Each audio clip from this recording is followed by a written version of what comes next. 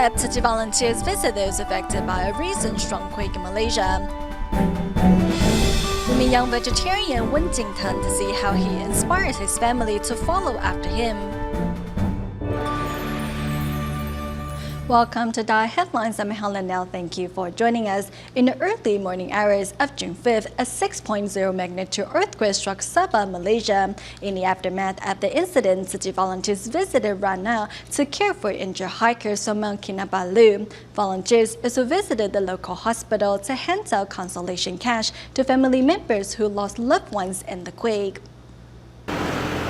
In the wake of the earthquake that shook up Malaysia, instead of hikers, Mount Kinabalu National Park in Sabah is now filled with rescue teams and news reporters.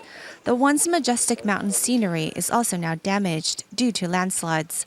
Looking to offer their assistance, Tzu Chi volunteers from Sabah mobilized to visit the rescue centers and hospitals where the victims were sent. We also visited the emergency room and asked about the injured. We heard there was a Thai national there. Then the other hospital had an injured patient from the quake as well. Currently, aftershocks are still plaguing the area, but residents and store owners are hoping life returns to normal soon.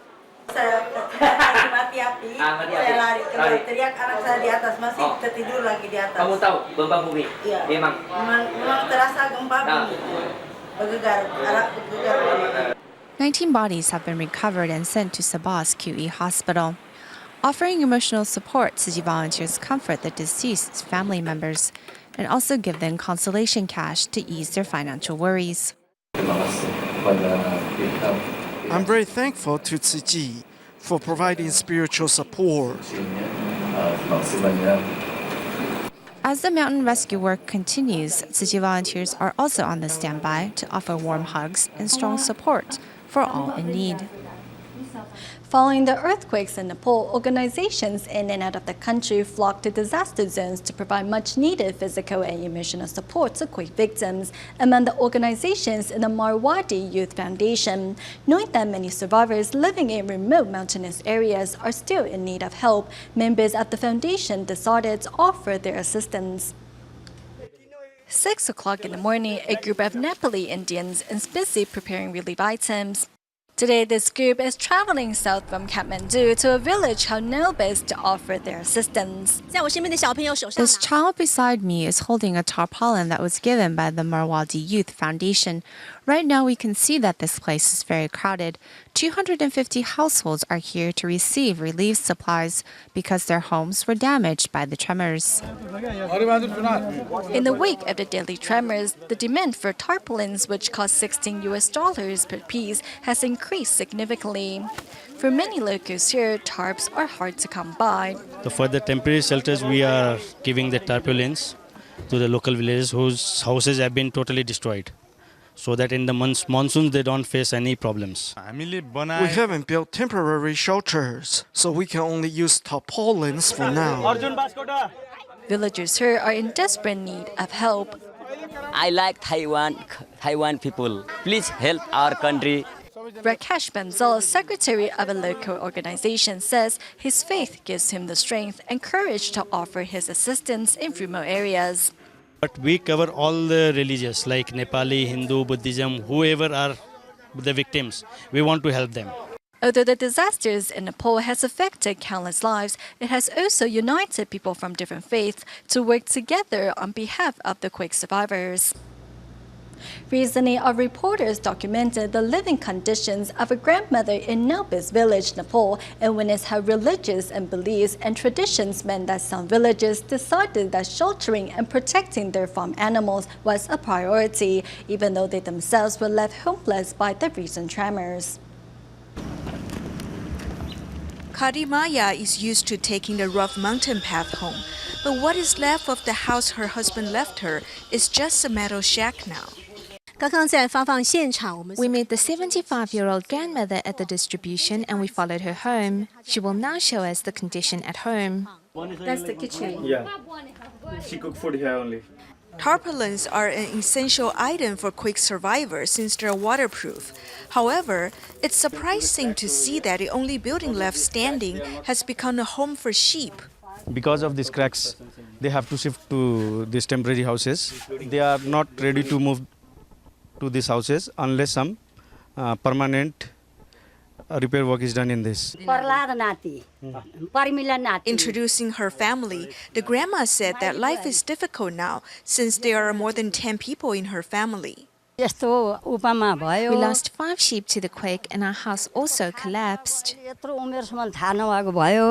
Most of the houses have been destroyed in the recent quakes and cannot be rebuilt. Their temporary shelter is a tent erected with poles and tarpaulin. By that tarpaulins, the villagers will be making this type of temporary shelters so that they can be safe from the sun and the rains. What is interesting is that the barns for sick and old cows are sturdier than farmhouses.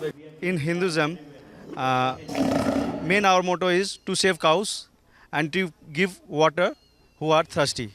If we do these two things, we have done everything in our life.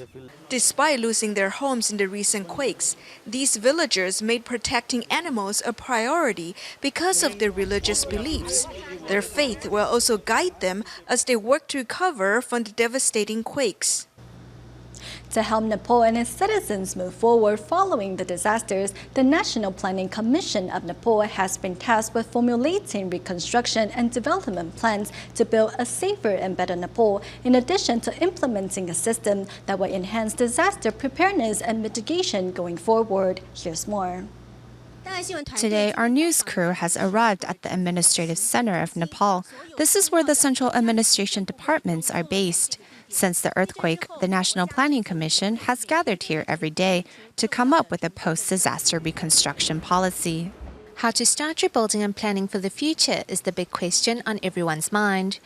First is to try to normalize the life, not to build new thing immediately. Then you build the system. Then we'll go for the new construction and reconstruction. Currently, Nepal's National Planning Commission is in the midst of consolidating all data regarding the damage of the earthquake in order to map out a short-term, mid-term and long-term plan of action. Currently, the reconstruction of schools is the Commission's first priority, whereas the rebuilding of historical sites and infrastructure falls under the government's long-term plans. However, as it is already monsoon season in Nepal, how will the government tackle the problem of shelter? We have already decided to provide them some small grant so that they can buy few construction materials and build temporary houses. While the government's focus remains on establishing a system to enhance disaster preparedness and mitigation going forward, what civil organizations care most about is for the people's voice to be heard. They need to be also participating in the decision-making, planning, not that government plans and then implements.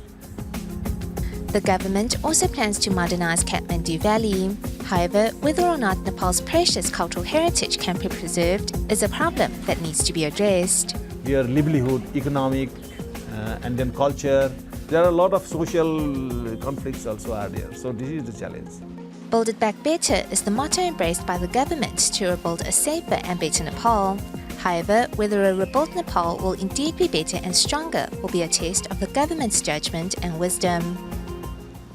Among the quake survivors in Nepal, many are media personnel themselves, and as they reported on the devastations, the reporters themselves are filled with mixed feelings. Next, ITV reporters followed two local journalists from the Kantimpur Daily as they visited quake-stricken areas in Bhaktapur.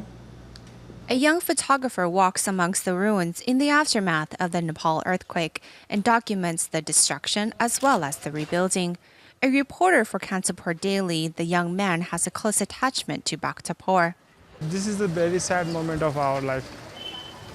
One of the most sad moments of my life. I never seen like this and I don't want to see again like this. Each photograph taken by Hemanta shows the devastation both the land and people have suffered, but he believes the government will take care of them. However, that is contrary to what the assistant editor of Kantipur Daily has seen in the disaster zone, as many survivors still lack the aid they need. They didn't get relief and they're asking government how to get etc. As a fellow quake survivor, Akhanda knows well the problem that Nepal currently needs to address. Number one problem is the system. Nepal is not being run by a system properly. Destruction is not always bad, as it can bring about renewal as well. In the eyes of the media, Nepal's path to rebuilding needs a lot of attention and reflection.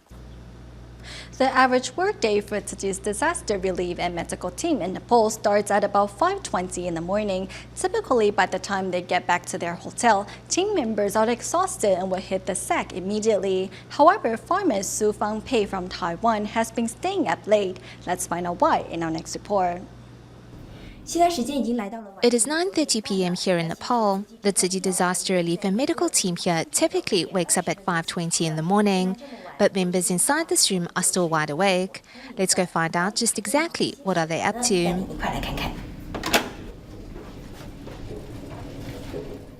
Actually, this room is not being used as a bedroom, but a pharmacy instead. All the medication the team needs can be found neatly organized in here. This is where a pharmacist comes in. Our job is to help doctors access the meds they need easily. Also, since the drugs are the generosity of so many kind-hearted people, I want to put them to good use. After all, they carry a message of love. Thanks to Su Fangpei, this pharmacy is now neatly organized. Before, we spent a lot of time getting the meds organized. If we were to head out tomorrow, we'd have to start preparing today, because we were always afraid that we might be short of some items during our free clinics, which would be a pity. Before, team members would take at least 2 hours to get organized whenever new supplies arrived. But thanks to the arrival of Su, the pharmacy is finally under control. She also came up with easy-to-understand illustrations for the prescriptions issued, besides the Nepalese and English instructions. Now, through simple diagrams, patients can easily know how to take their medication properly. We hope to leave something behind by coming here. Hopefully, the instruction leaflet in the prescription will remind them that we came and shared our love with them.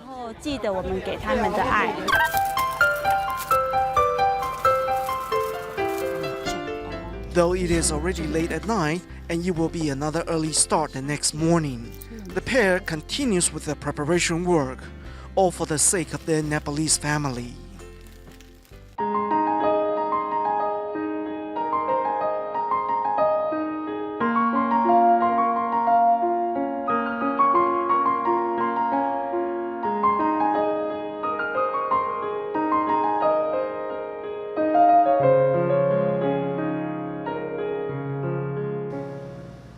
The Bingmao Junior High School in Taidong, Taiwan has the only wilderness education program in the whole country. Here, Mother Nature is the teacher and the wilderness is the classroom. Here's more. Alright, find a place to sit quickly. You will be the captain and you the deputy captain, okay? As I call the name of the equipment, please lay it out on your desk. At Bingmao Junior High in Taidong, Taiwan, students pull out items stored in their backpacks for their teacher's inspection as they get ready to hike to Jiaming Lake, which is 3,000 meters above sea level. They are children after all. Before we take them out the mountains, we still need to verify whether or not they have packed everything they need. As you can see, some still forgot some items. 每一个都了解自己的包包多重啊。 4 years ago, the school started a wilderness education program where students get to learn about using and packing hiking equipment. They also undergo physical conditioning. Once they embark on a journey, it is a learning experience for all involved. I might know a lot while I'm teaching at school, but once outdoors, perhaps the kids have more stamina than me, or I just might not know everything. So I will ask questions too. As well, that's setting an example for them. The program is much like adventure education. It provides children with an opportunity to overcome challenges by using their own strength and also working together. They are just as good as the kids on the plains.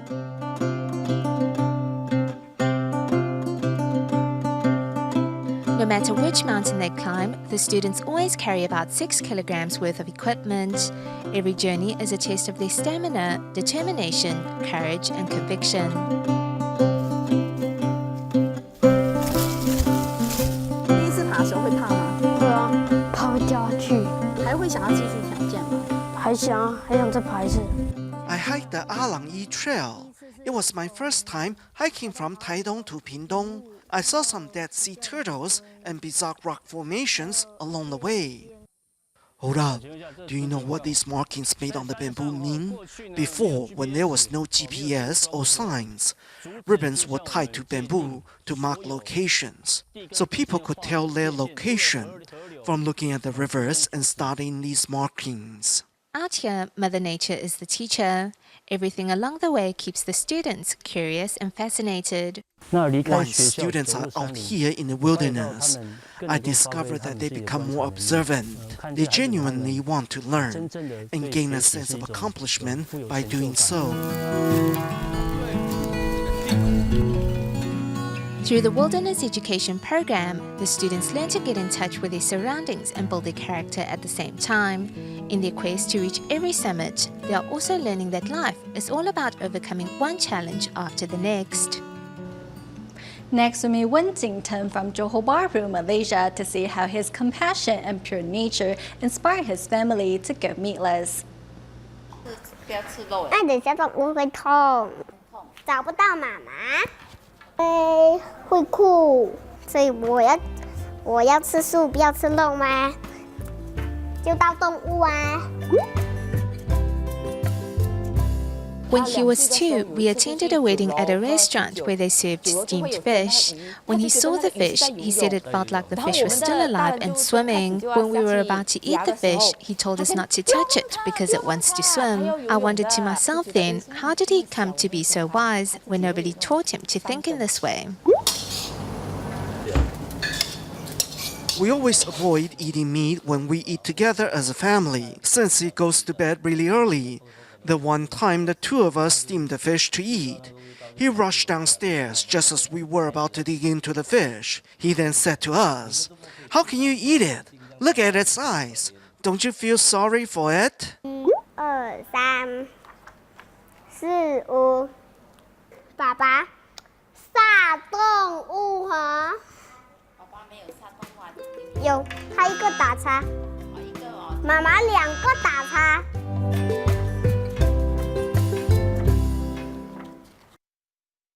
One time, the local health bureau came and did a pest extermination, which killed all the bees. Wen Jingteng and his younger brother saw this the next day.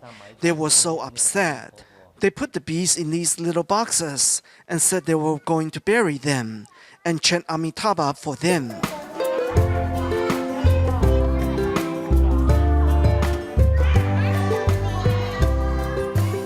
大家一起来吃素，大家一起爱动物，一色全虎头去地球，小心妈妈了解。 Recently, Tzu Chi recipient Ling Meifen shared the good news of her getting married with the volunteers, but Meifen was worried that no one could help her with making wedding arrangements. To ease her worries, Tzu Chi volunteers decided to help her prepare for her happily ever after. 家庭和好，百年好合，早生贵子。 幸福美满。 Lin Meifen is getting married, and Tzu Chi volunteers from Moa are here to send her some well wishes. They really did surprise me. 这边痛吗？这边没有。 2 years ago, Lin Meifen's father suddenly passed away, leaving the late 27-year-old Meifen to shoulder the responsibility of taking care of her mother, a stroke victim, and her sister, who has epilepsy. It was then that Tzu Chi volunteers extended a helping hand. 我们发现她妈妈开始有脓疮。 We found that her mother had some bed sores, so since May of last year, we've arranged for 2 sisters to come give the mother a bath every Friday. 帮忙她冲衣服啦。 A month ago, Meifen told the volunteers she's getting married, but was saddened that she had no one to lean on for wedding preparations. 可是什么都没有。 She said she was getting married, but she couldn't prepare for it. On the one hand, she didn't have the means. On the other, she felt all alone. She didn't have any bridesmaids to share the experience with, so we said, we can be your bridesmaids, we can help. Not only helping with the wedding plan, the volunteers also helped move Mei Fen's mother to the family's new home. We will use a truck to move this bed. As for the mother, we will take her in a car. They're really nice to me. I see them as older sisters and brothers. I'm very happy that they are in my life. Volunteers use their love to warm the hearts of the less fortunate like Mei Fen and will continue to be a strong pillar of support in the days ahead. In 2013, Tzu Chi volunteers in Malaysia launched the Million Bodhisattva campaign as a way to encourage members of the public to do good deeds. Back then, volunteer Wu Xiumei started recruiting members at the local market. Earlier this year, however, Wu found out that she has cerebral artery occlusion. At the end of May, Wu fell into a coma and passed away on June 4th. 2 days later, a memorial service was held on her behalf. Sister Wu Xiumei, we are volunteers from the Tzu Chi Foundation. Today we are here on behalf of Tzu Chi volunteers across the globe to express our well wishes. We hope the sutras will lead you towards the Pure Land. At the memorial service, Wu's counterparts from Kuala Lumpur have arrived to express their condolences and bid their final farewells to this living bodhisattva. 我还是希望他回来回到我身边，真的不是来祝福他。 I hope she will leave this world peacefully.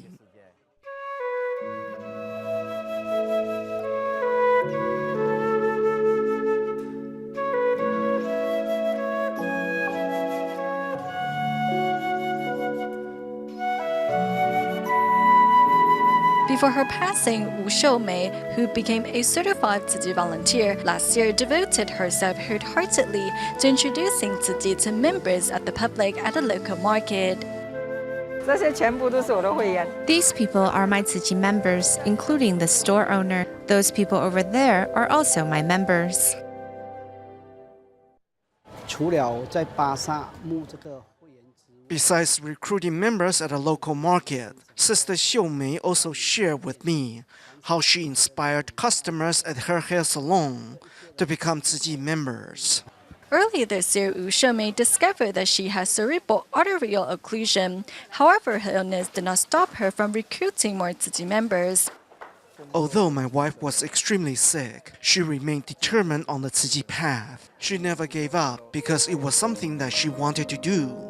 To continue Wu Xiumei's legacy in the years to come, Wu's fellow counterparts promised to recruit even more Tzu Chi members on her behalf. 我们希望她这样的一个精神。 We hope Sister Wu Xiumei's spirit can encourage our fellow counterparts to recruit even more members. One person can inspire countless people to walk the Tzu Chi path. We go back to Taiwan at the end of the show, where Tzu Chi University in Hualien organized a graduation ceremony at the local Jingsi Hall on behalf of 685 students. We'll leave you with these images. Thank you for tuning in. Goodbye.